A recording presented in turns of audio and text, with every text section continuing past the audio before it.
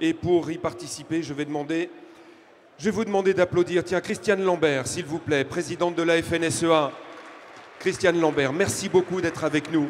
Je vous laisse vous mettre, par exemple, au milieu. Applaudissez également Jean-Luc Lapère. Jean-Luc Lapère, qui est inspecteur de l'éducation nationale pour les filières hôtellerie, restauration et alimentation. Je vous en prie, mettez-vous là-bas. Jean-Paul Toris, premier vice-président de l'ANIA, l'Association nationale des industries de l'agroalimentaire. Installez-vous, merci beaucoup. Olivier Dauvert est ici également avec nous, qui arbore une magnifique veste.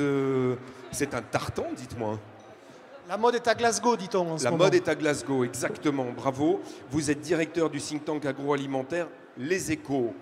Et puis nous avons la grande joie et l'honneur d'avoir en visio Guillaume Gomez. Guillaume Gomez, nous entendez-vous? Mais oui, vous êtes là, merveilleux. Je vous entends très bien.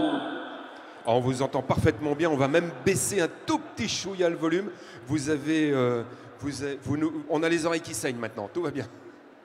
Guillaume Gomez, vous avez été le chef de l'Élysée, prestigieuse maison. C'est dire que quand on parle d'excellence française, on en a parlé ce matin, vous en avez été en tout cas le représentant, et vous êtes maintenant le représentant personnel du président de la République pour les questions de gastronomie et de l'alimentation. C'est bien ça? C'est bien ça. Merci beaucoup d'avoir accepté d'être avec nous. Merci à vous. Et puis je vais demander à Florence Duprat, qui est directrice de l'Open Agri-Food, de venir me rejoindre également. Merci Florence. Que l'on peut applaudir également. Vous savez que si ces 2 jours d'Open Agri-Food ont pu avoir lieu et se dérouler dans les bonnes conditions qui sont celles de maintenant, avec cette diversité, c'est en partie grâce à elle. S'il vous plaît, une ovation pour Florence. Allez, bravo.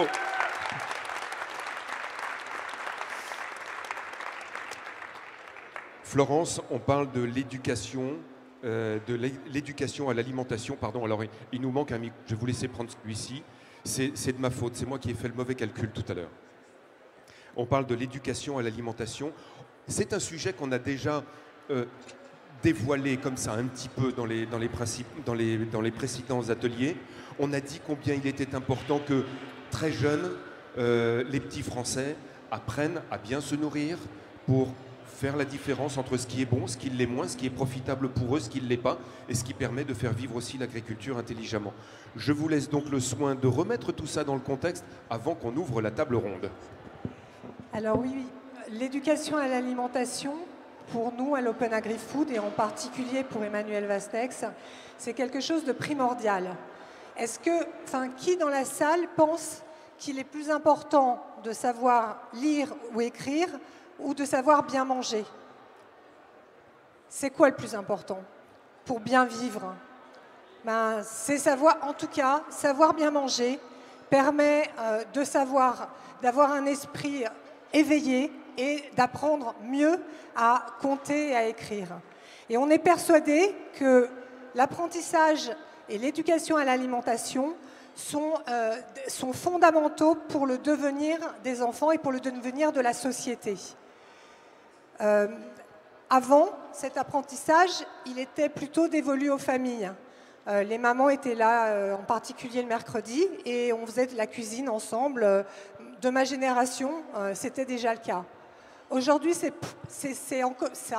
existe encore dans certaines familles, mais de moins en moins.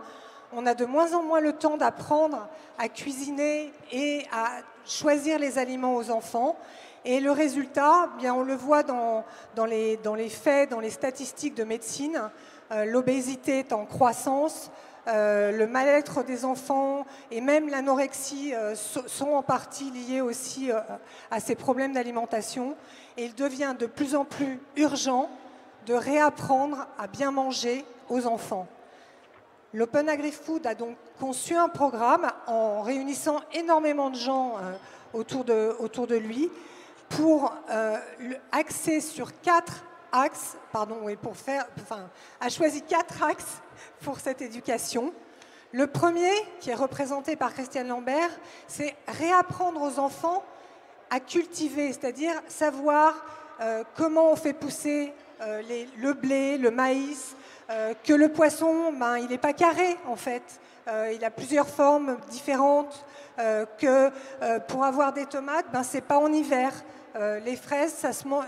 Toutes ces choses que finalement on savait parce qu'on avait un petit rapport avec la ruralité ou avec la campagne et qu'on connaissait avec nos parents. Le deuxième axe, eh bien, c'est savoir cuisiner. Parce qu'on l'a vu pendant le Covid, les jeunes qui faisaient la queue devant le Crous pour avoir à manger, c'était aussi en partie parce que tous les fast-food étaient fermés et qu'ils n'avaient plus les moyens de s'alimenter, ne sachant pas mettre dans une casserole une carotte, un navet, une pomme de terre pour se faire une soupe. Donc là aussi, c'est fondamental, il faut réapprendre à cuisiner et il faut réapprendre aux enfants à cuisiner. Et puis ensuite, évidemment, il faut apprendre à goûter. Un palais, ça se construit. On n'est pas sensible à tous les goûts comme ça dès le plus jeune âge. Et puis surtout, après, il faut apprendre à choisir. Il faut apprendre à choisir ses aliments. Et ça, effectivement, on doit le faire avec toute l'industrie agroalimentaire peut beaucoup nous aider, nous guider dans nos choix. Et donc, ces 4 axes doivent être réenseignés. Et, Monsieur Lapeyre, eh bien, ça serait merveilleux s'il pouvait être réenseigné à l'école dès le plus jeune âge. Donc voilà, je vous ai contextualisé le sujet et je vais laisser la parole à tous ceux qui représentent l'alimentation aujourd'hui. Merci. Merci beaucoup, Florence, pour ces éléments de contexte.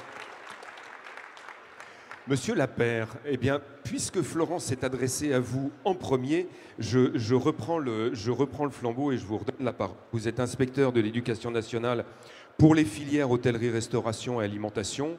J'ai envie de vous poser cette question.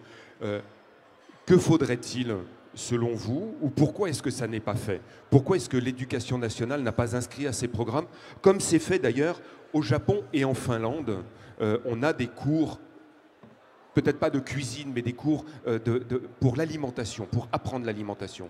Alors, bonjour à toutes et à tous. Donc, c'est chose faite, je dirais, dans un rapprochement des deux ministères, hein, puisque donc le ministre Blanquer et Julienne Normandie, en mai dernier, ont signé une convention de partenariat et donc se sont adressés à tous les recteurs des différentes académies, mais aussi aux directeurs régionaux de l'alimentation, afin de construire une feuille de route co-conjointe. Différents objectifs, c'était de valoriser les formations et les métiers, hein, donc les métiers du vivant, hein, mais aussi tous les métiers qui sont en lien, je dirais, à la gastronomie, de façon très sous forme de raccourci, on pourrait dire de la fourche à la fourchette. Hein. Oui. Un renforcement de cette découverte des métiers au travers, donc je dirais, d'actions éducatives, hein, dans les lycées, dans les collèges, hein, et ce, sur l'ensemble des territoires, les territoires de l'ensemble de nos régions. En soutien fort aussi, puisque dans chaque rectorat, chaque académie, il y a maintenant des contrats, des campus de métiers et des qualifications, donc co-conjoints avec eux, qui peuvent être un levier fort sur l'ensemble des territoires. Et puis en travaillant aussi dans les établissements avec les jeunes. Et les jeunes sont souvent très impliqués dans le développement durable. Et avec eux, avec les éco-délégués également, hein, puisque vous parliez tout à l'heure eh bien, de Glasgow, on sait qu'ils ont vraiment dans cette appétence, je dirais, à tout ce qui est l'écologie, donc ils sont très sensibles. Et également dans des établissements engagés dans une démarche globale d'éducation au développement durable. Donc ça, c'est très important aussi, et ce plan d'action se met en route, et on verra tout à l'heure, avec des exemples concrets sur notre territoire. Alors évidemment, si on fait un focus et un lien par rapport à nous, et sur la filière métier que je conduis, que je porte sur ce territoire, évidemment, une culture aussi en lien avec la gastronomie. Hein. Donc là aussi, la gastronomie en lien avec l'agriculture, très fortement marquée, qui permettra, si vous voulez, une évolution, une action de rayonnement claire sur tous les territoires, en valorisant bien évidemment toute la formation et toutes les filières, les formations au métier du vivant, hein, pour une meilleure découverte du milieu agricole, hein, ça c'est important, de de travailler aussi sur l'orientation de ces jeunes, hein, l'orientation des élèves. Cette interconnexion me semble très importante, le rapprochement des lycées agricoles et des lycées hôteliers, de bien comprendre, comme le disait Madame Duprat aussi, la genèse et d'où viennent ces produits. Hein, ça, c'est important aussi, puisqu'on sait qu'il y a beaucoup de restaurateurs qui travaillent très étroitement aussi avec ces filières. Et enfin, donc, de travailler sur des échanges de connaissances, d'expériences, et de construire vraiment des projets, de réels projets d'établissement et des deux systèmes. Et ça, c'est vraiment en cours, et on verra tout à l'heure. J'ai des actions concrètes sur ce territoire qui sont conduites. D'accord, donc on en reparlera. Je vais en profiter pour donner la parole à Guillaume Gomez. Guillaume Gomez, vous avez les propos à l'instant de l'inspecteur de l'Éducation nationale, Jean-Luc Lapère. Cette relation qui existe entre les restaurateurs que vous représentez et le monde agricole. Est-ce que véritablement il y a quelque chose qui existe et comment le faites-vous vivre vous-même ? Alors, bonjour déjà à toutes et tous. Désolé de ne pas être présent à vos côtés.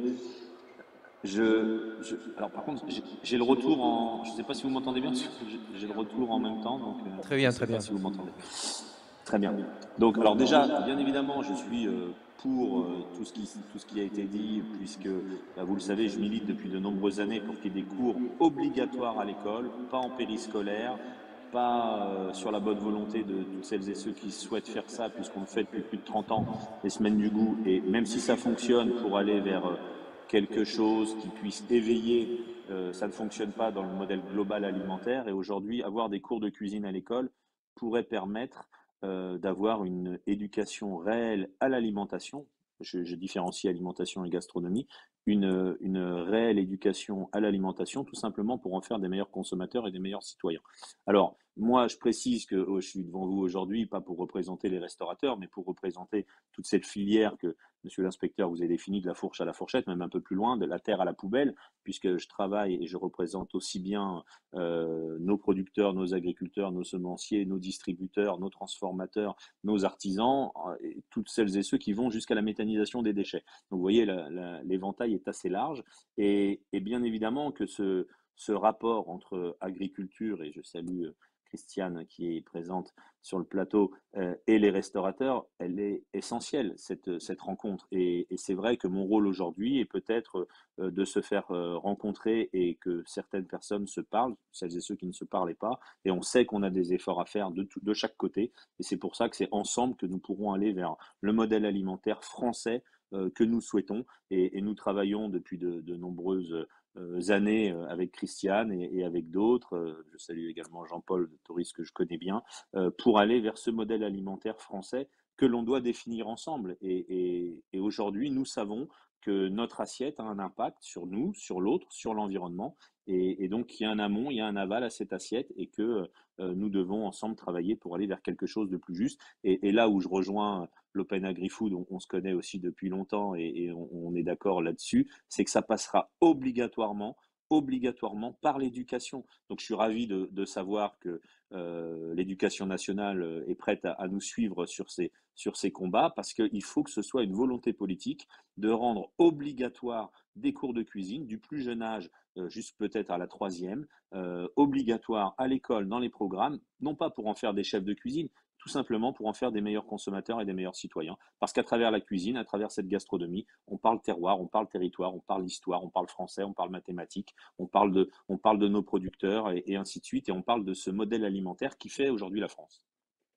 Merci pour ces propos. Je reviendrai bien entendu vers vous tout à l'heure. Olivier Dauvert, s'il vous plaît, vous êtes directeur du think tank agroalimentaire Les Échos. Dans un think tank, on réfléchit, on phosphore, on émet des idées. On a entendu l'inspecteur de l'Académie de l'Éducation nationale, on a entendu un chef ils sont d'accord, ils ont envie que les choses se fassent. Du think tank, de ce que vous en savez aujourd'hui, qu'est-ce qui sort comme idée concrète pour que ça se fasse ? Alors, de notre think tank Agri-Agro des Échos sort exactement les mêmes recommandations que celles qui sont portées par l'Open Agri-Food, parce qu'on a décidé de les porter ensemble, avec les mêmes mots, pour que puisse s'incarner cette idée qu'il n'y a plus de débat sur l'intérêt de mettre l'éducation sur la table, l'éducation alimentaire. Et donc désormais, une fois qu'on est globalement à peu près tous d'accord, parce que personne ici va vous dire qu'il n'y a pas d'intérêt, et le fait que des travaux très intellectuels de réflexion et tous aboutit à la même conclusion, c'est qu'a priori, il y a une bonne raison d'aller dans cette direction. À présent, il faut passer du think tank au do tank, ça veut dire qu'il faut mettre en place les choses. Et moi, je rejoins absolument ce qu'a dit Guillaume avec des mots, il a employé des mots très durs, il a utilisé le mot obligatoire. Eh bien, on le revendique. Nous, on est dans une logique où, une fois qu'on a fait émerger des idées, il faut établir un rapport de force. C'est-à-dire on passe de la réflexion à la politique, et donc ce rapport de force, c'est qu'on soit de plus en plus nombreux, de plus en plus diversifiés, des acteurs économiques, des politiques, des citoyens, tous ceux qui peuvent pousser dans la même direction pour obtenir ce que l'on veut tous, en mettant peut-être des mots différents, mais vous l'avez dit, il y a des choses qui existent. Ce que Guillaume a dit et auquel on souscrit totalement, c'est que malheureusement aujourd'hui, ce n'est pas partout et pour tous. Et le principe de l'éducation républicaine, c'est partout et pour tous. L'éducation alimentaire, ça ne doit pas être la semaine du goût une fois par an. Ça ne doit pas être des démarches associatives dans certaines écoles où ça se passe très bien, c'est vrai. Ça ne doit pas être certaines marques ou certains industriels qui le font. Bien sûr, il faut continuer. Il doit y avoir ce socle commun partout et pour tous parce que les enjeux qu'il y a derrière sont trop importants pour qu'on le laisse à la bonne volonté des uns ou des autres et il y aura de l'inégalité.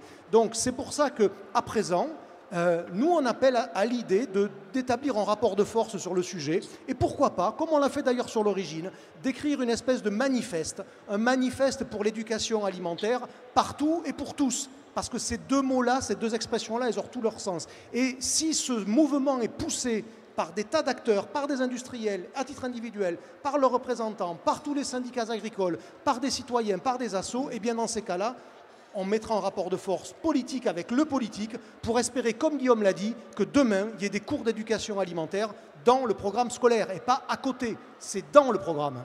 Christiane Lambert, oui. Bravo.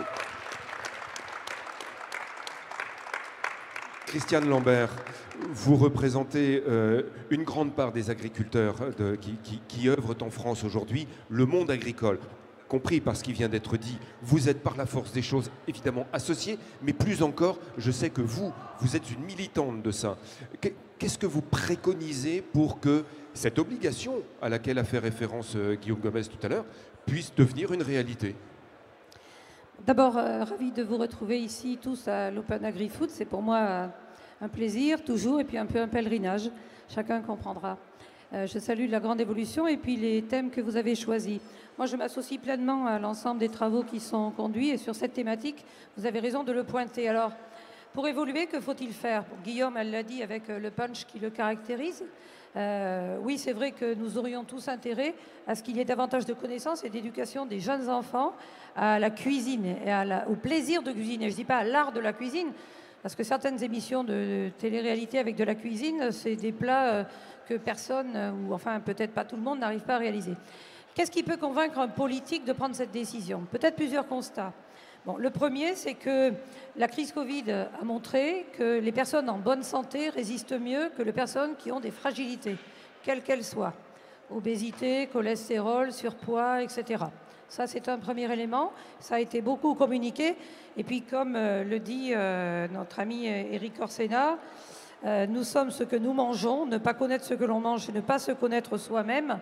Mais l'alimentation comme facteur de bonne santé, c'est quelque chose de très important. Deuxième chose, c'est aujourd'hui un fait. Nous avons en France, comme aux États-Unis, au Royaume-Uni, de plus en plus de personnes obèses, et notamment chez les jeunes. C'est révélateur d'une certaine précarité, ou plutôt d'une méconnaissance de l'équilibre alimentaire, qui est quelque chose d'essentiel. Et il ne faudrait pas devenir comme aux États-Unis, où le coût de l'obésité, la gestion de l'obésité, coûte plus cher que le budget militaire. Donc aux États-Unis, c'est un énorme problème qui coûte très cher. En France, nous avons en plus une culture alimentaire gastronomique qui permettrait d'éviter cela. Autre chose aussi, quand à la FNSEA, nous on s'intéresse beaucoup aux précaires alimentaires. On a créé l'association Solal qui récupère les produits invendus ou les trop produits, etc. Angélique Delahaye, qui est de la région Centre, en est la présidente. Et qu'est-ce qu'on constate parmi les gens qui viennent chercher des produits? C'est une grande méconnaissance et souvent une incapacité à cuisiner certains produits. Les légumes bruts ne les intéressent pas. Vous donnez des carottes, des poireaux, des céleris, beaucoup de personnes avouent ne pas savoir les cuisiner. Donc il ne faut pas les juger, il faut les aider. Comment les aider? Certainement en distribuant avec les produits des recettes, mais peut-être aussi, et l'école est le lieu idéal pour l'apprendre, en apprenant à cuisiner. Je l'ai dit récemment, moi dans mon école d'agriculture, j'ai appris à la fois à faire une sauce béchamel et à tenir un fer à souder. Comme quoi on peut tout faire dans certaines écoles. Les deux me servent aujourd'hui, un peu moins le deuxième. Il ne faut pas se tromper. Non, mais on ne mélange pas, je vous rassure. Vous pouvez venir manger chez moi, il n'y a pas de souci. Pourquoi? Mais l'apprentissage de l'alimentation, nous qui le faisons au travers de nos actions, Bienvenue à la ferme, les marchés fermiers, tout ce que l'on fait, on voit des enfants qui prennent plaisir à cuisiner. Plaisir. Parce que les instituteurs et institutrices le savent très bien, on peut associer aussi beaucoup de savoir. Le toucher, l'odorat, la perception. La cuisine, c'est de la création. Pouvoir assembler du lait, des œufs, du sucre, et on fait un flan, c'est quand même hyper simple. La cuisine, c'est simple comme tout. Et ça donne un sentiment extrêmement important de créer. Alors au moment où tout le monde dit les jeunes ont besoin de sens et de création, on aurait à y gagner. Puis il y a quelque chose de très important représentant les producteurs, c'est que qui parmi vous n'a pas fait pousser les lentilles sur la boule de coton? On a tous fait ça. À l'école, les maîtresses, les instits, c'était des jolis cadeaux pour la fête des mères. Hein, vous savez, c'est des trucs qu'on ne sait pas quoi faire après parce que plouf, ça tombe assez vite. Mais cultiver. Montrer la magie de la petite graine qui germe, puis qui pousse, puis qui grandit, mais qui est super fragile, qu'il faut entretenir, qu'il faut regarder, qu'il faut arroser, mais qui se casse si on n'en prend pas soin, ou qui meurt si on n'en prend pas soin. Ça explique aussi la fragilité des matières, la fragilité de la vie, végétale ou animale, et ça c'est quelque chose également de très important. Donc je trouve qu'il y a, au travers de l'éducation à l'alimentation, et moi je partage l'idée qu'il faudrait pouvoir intégrer des cours pour les jeunes enfants. C'est vrai que souvent l'école doit rattraper ce que les familles ne font pas ou n'arrivent pas à faire, mais comme une génération de parents a été privée de cet apprentissage, je pense que redémarrer par les enfants, et ça ne serait pas une contrainte, je suis sûre qu'ils y prendraient beaucoup de plaisir. Certainement. Donc moi je soutiens pleinement l'initiative. Merci beaucoup. Jean-Paul Toris, vous êtes vice-président. Vous êtes vice-président de l'ANIA, qui est l'Association des industries de l'agroalimentaire. Partout, c'est peut-être un peu raccourci d'ailleurs. C'est ça, Non, c'est ça. Je suis premier vice-président de l'ANIA et aussi directeur général d'un groupe alimentaire qui s'appelle Savencia. D'accord. L'industrie agroalimentaire, dans l'éducation à l'alimentation, quelle est la part qu'elle peut prendre? Je vais vous montrer quelques exemples. Tout d'abord, je pense, comme tous ceux qui sont ici, comme on l'a tous dit, il faut passer du think tank au do tank. Oui. Il faut bien manger, c'est comme tout, ça s'apprend. Ce n'est pas naturel, surtout que nous, l'industrie agroalimentaire, nous avons transformé les aliments. Des aliments bruts sont inconnus des enfants le plus souvent aujourd'hui. Ils sont transformés par nous et donc on a perdu cette connexion avec l'aliment brut. Mais simplement bien manger et éduquer à bien manger, ça n'est pas si simple non plus. Parce que manger équilibré, c'est quoi? Il faudra se méfier quand même des dogmatismes et des simplismes. Je veux dire, on peut manger tout bio et très déséquilibré. Et on peut manger, et ça va être ma première diapo, Emmanuel, tu connais mon combat, on peut manger que du Nutri-Score E ou D et manger très bien et très équilibré. Voilà un exemple. Vous voyez ici, ça c'est du fromage, c'est mon produit préféré. On ne se refait pas, Christiane. Et alors, le fromage, vous avez entendu la campagne du Roquefort, c'est Nutri-Score D et E. Et là, je vous montre l'institut qu'on a créé, Positive Food, qui vous montre des plats. Ce qui est important, c'est l'assiette, c'est la cuisine, c'est l'assemblage, c'est l'équilibre. Et tous ces plats que vous avez, ils sont faits à partir de produits bruts, peu transformés, d'ingrédients naturels, et ils sont tous des Nutri-Score A, vous voyez, ou B. Donc c'est ça qu'on veut réapprendre. Et on a fait une étude, vous voyez, parce que l'obésité, c'est un problème national. Il y a une grande inégalité devant l'obésité. Il y a 4 fois plus de risques d'être obèse quand on est enfant d'ouvrier qu'enfant de cadre. Nous, on a fait une étude avec le Crédoc, que tout le monde connaît, sur l'obésité et le fromage. Et on s'est aperçu que les enfants qui mangeaient du fromage étaient moins gros que les autres. Mais ce n'est pas parce que le fromage fait maigrir. C'est parce qu'ils appartiennent à des familles où le repas traditionnel est encore structuré. C'est-à-dire l'équilibre alimentaire que vous avez vu est développé. Alors, en attendant le programme d'éducation nationale, on mène dans l'industrie agroalimentaire quelques soutiens à des initiatives privées, dont la plus intéressante pour nous, c'est le programme VIF, Vivons en forme, qui est fait entre des acteurs privés et publics et des collectivités locales, des villes. On mobilise écoles, associations, élus, familles, restauration scolaire ou périscolaire, centres sociaux. Il y a déjà plus de 250 villes qui sont en action avec nous. 3 leviers, alimentation, activité physique et aussi mode de vie, tout simplement. Et ça a des résultats extraordinaires. L'obésité recule en 7 ans, moins 28% d'obèses chez les enfants en grande section maternelle, moins 20% chez les enfants de CM2. Donc vous voyez, ça, c'est des initiatives qui peuvent donner l'exemple de ce que c'est qu'apprendre à manger équilibré. Une autre initiative qui est privée par certains de nos membres, je peux avoir la diapo suivante, sur nos amis de Danone, l'Institut Danone, qui soutient à travers sa fondation une initiative qui s'appelle l'association Clémentine, qui est dirigée vers les animateurs de restauration scolaire et collective. Et vous voyez, là aussi des résultats, donc apprendre à cuisiner à travers l'exemple et la façon dont on mange dans ces collectivités. Un nouvel exemple que j'aime bien aussi, c'est les classes du goût, une association qui s'appelle Sapéré. Et là, c'est très intéressant parce que, alors, Savencia contribue à cette action. Nous avons plus de 100 collaborateurs en France qui, bénévolement, s'engagent pour aller fournir des kits d'éducation à l'alimentation, mais on part toujours de la reconnexion avec le produit brut, le produit agricole. Par exemple, on prend une pomme et on apprend aux enfants ce que c'est qu'une pomme, parce que figurez-vous que ça doit se réapprendre. Et une pomme, ça se prépare de toutes les façons possibles. Ça peut se râper, ça se touche, ça se cuisine, ça se met au four, ça se fait de toutes les façons. On peut faire une compote, on peut faire une confiture. Et c'est ça qu'on leur apprend à reconnecter avec le goût, avec l'aliment brut, avec la transformation et la cuisine. Et enfin, une dernière initiative privée, c'est les banques alimentaires. On a parlé ce matin de la fracture. Elle existe. Et ça, c'est d'ailleurs quelque chose qu'on travaille sur VIF aussi, avec pour Guillaume l'Institut Paul Bocuse et qui fait partie de Positive Food et VIF.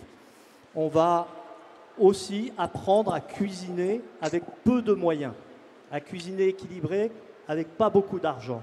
Et là, sur les banques alimentaires, c'est des kits éducatifs, toujours à destination des plus défavorisés, auprès des écoles et les plus jeunes, parce que ce n'est pas parce qu'on va donner à travers les banques alimentaires, c'est exactement ce que vous avez dit, Christiane. Quand on leur donne des légumes, ils ne savent pas quoi faire avec. Ils veulent des produits transformés. Donc on va donner ces kits pour réapprendre aux plus défavorisés à faire la cuisine de façon équilibrée. Voilà quelques initiatives de l'industrie et on va continuer et bien sûr supporter à fond. C'est un programme éducatif qui se créerait. Bien sûr, surtout continuer. Guillaume Gomez, est-ce que vous êtes toujours avec nous? Toujours, je suis toujours là. Je pense que oui, Guillaume Gomez. Oui, vous êtes là. Oui, je vous entends. Vous avez entendu tous les propos qui ont été tenus. Ce que j'aimerais, c'est savoir, vous, concrètement, au quotidien, alors peut-être pas tous les jours, mais qu'est-ce que vous avez dans le viseur pour faire en sorte de se rapprocher, que se rapprochent les mondes de l'industrie, de l'alimentation, de l'agriculture. Concrètement, qu'est-ce que vous faites, vous? Vous savez, ce constat dont on parle, et chacun des intervenants fait le même constat, on est d'accord, il est suivi depuis de nombreuses années. Le rapport que nous avons de l'Open Agri-Food est lu et connu de tous. Maintenant, la question, elle n'est pas de savoir vraiment ce qu'on fait, c'est comment est-ce qu'on avance concrètement, comment est-ce que les solutions proposées depuis de nombreuses années, que ce soit avec la FNSEA, que ce soit avec l'ANIA, que ce soit avec l'Open Agri-Food, pour cette précarité alimentaire, le petit déjeuner gratuit à l'école, remettre des cantinières dans les cantines, travailler des produits locaux, vraiment axer les efforts sur la restauration collective, parce que sans débouchés possibles de la restauration collective, nos producteurs, nos agriculteurs ne peuvent pas avancer. Il faut aller vers quelque chose de très concret. Les acteurs aujourd'hui se connaissent, avec toutes celles et ceux qui sont autour de la table, on se voit très souvent, et d'autres encore qui participent à tout ça. Et le constat est là depuis de nombreuses années. En effet, tout le monde est d'accord.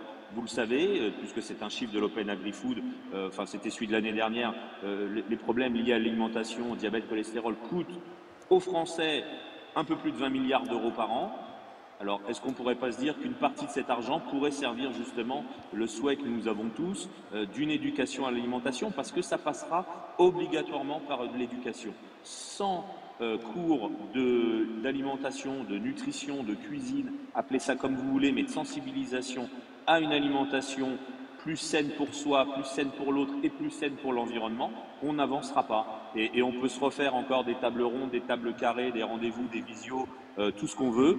À partir du moment où on ne change pas les choses, eh ben les choses ne changeront pas toutes seules. Donc en effet, il y a plein d'initiatives privées et je salue toutes celles que Savencia peut soutenir, mais au final, ça ne marche pas. On a prouvé que ça pouvait fonctionner, on l'a fait à l'échelle locale, on l'a fait avec des associations, on l'a fait avec des think tanks, avec des do tanks. On sait que ça fonctionne, maintenant il faut concrètement qu'on puisse tous ensemble avancer pour rendre ces cours de cuisine obligatoires, ces petits déjeuners à l'école peut-être obligatoires, pour aller vers une alimentation qui soit plus saine, plus engagée et plus en accord avec tout simplement le bon sens alimentaire français. Bien compris. Olivier Dauvert, moi, je voudrais rebondir sur ce que dit Guillaume, parce qu'effectivement, il faut saluer tout ce qui a été montré par Jean-Paul, évidemment, c'est merveilleux. Sauf que, pour être un peu le mec qui fait exprès d'aller dans l'autre direction, j'irais presque à dire que ça dessert la cause. Parce que tant que vous faites autant de choses, le politique, il se dit, ben, on va pas ouvrir le capot de l'éducation alimentaire, on ne va pas casser un truc, parce qu'il faut quand même le dire, au niveau de l'éducation, tout en haut, personne ne veut mettre le nez dans les programmes. C'est un truc dogmatique, on n'y touche pas. Donc tant qu'ils vous voient faire des trucs, Jean-Paul, ils se disent ben, ça bricole, ça avance. Non, on doit changer de braquet. C'est pour tous et partout. Malheureusement, ce que fait Danone, ce que fait Savencia, c'est super, mais ce n'est pas partout et pour tous. Donc il faut arrêter de parler, il faut désormais faire. Il faut installer un rapport de force avec celui qui a le pouvoir de mettre ou non ça dans le programme. Il faut proposer des choses. Vous voyez, par exemple, l'une de nos propositions au think tank l'année dernière était de dire, eh bien, l'éducation alimentaire doit être une matière qui s'enseigne avant le brevet des collèges, qui s'appelle, je ne sais plus comment maintenant, je vais passer pour un vieux con en l'appelant comme ça, mais je l'assume totalement, et que ça soit une matière sanctionnée à ce moment-là, et puis après il y aura d'autres matières, mais que la connaissance alimentaire minimale, elle soit sanctionnée au moment du brevet des collèges, à la fin de la 3e, et après on change à d'autres sujets. Donc il faut qu'on arrête de dire tout ce que nous faisons les uns et les autres, il faut faire un rapport de force pour contraindre celui qui peut changer à changer, et celui qui le peut, c'est Blanquer aujourd'hui, ça sera un autre demain, voilà, c'est là où il faut aller, le rapport de force. Christiane Lambert, 1 minute, et Monsieur Lapeyre en conclusion.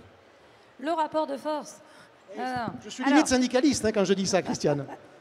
Alors moi, je vais vous proposer de faire. Ce que je vais vous proposer, c'est que, comme il y a l'année prochaine une élection présidentielle et que nous sommes en train de préparer nos programmes types à présenter à tous les candidats, donc la FNSEA va écrire ses 10 propositions pour les 100 premiers jours, comme d'habitude, je propose qu'on mette dans notre proposition l'éducation alimentaire, l'éducation d'alimentation à l'alimentation et à la santé. Alors pour aller au bout, je propose que... Non, mais attendez, j'ai pas fini, monsieur Dauvert. Non, mais juste pour rebondir là-dessus, Christiane. Non, parce que ce qui compte, c'est qu'on arrête de parler tous du même sujet, qu'on parle ensemble. Oui. C'est ce qu'on a fait entre l'Open Agri-Food et le think tank. Donc, si on peut être associé à cette démarche d'écriture pour ne le proposer qu'en une seule fois, c'est tant mieux. Laissez parler Christiane. Il veut être associé, mais Bardouli, lui. Alors, allons-y. Sérieusement, on a le salon de l'agriculture, où on va bien sûr voir défiler tous les candidats, tous les politiques. C'est une proposition qu'on mettra dans nos propositions, donc ça, elle sera portée par la FNSEA. Mais ce qu'on va essayer de construire, parce qu'on fait des journées thématiques sur le salon de l'agriculture, il y en a toujours une qui est consacrée à l'alimentation. Ça serait super qu'on puisse attirer en même temps, c'est le mot à la mode, le ministre de l'Agriculture, le ministre de l'Enseignement, le ministre de la Santé, la ministre de Jeunesse et Sport, parce que ça s'adresse aux jeunes, Madame Marassine et à nous, et ainsi pour les faire signer et s'engager tous ensemble. Voilà, si les ministres, tout cela, il y en a certainement d'autres, hein, j'en ai sûrement oublié parmi tous ceux que vous avez réfléchi, on peut le faire, mais on peut tous les mettre, hein, parce que Madame Gouraud qui représente les territoires, ça la concerne aussi, etc., etc., etc. Et plus si affinité, mais je trouve que ça aurait du sens aussi. Alors, je sais qu'Emmanuel est quelqu'un de très pragmatique et très concret. Il faut qu'on se revoie, qu'on se reparle et qu'on voit comment on fait pour monter un truc comme ça.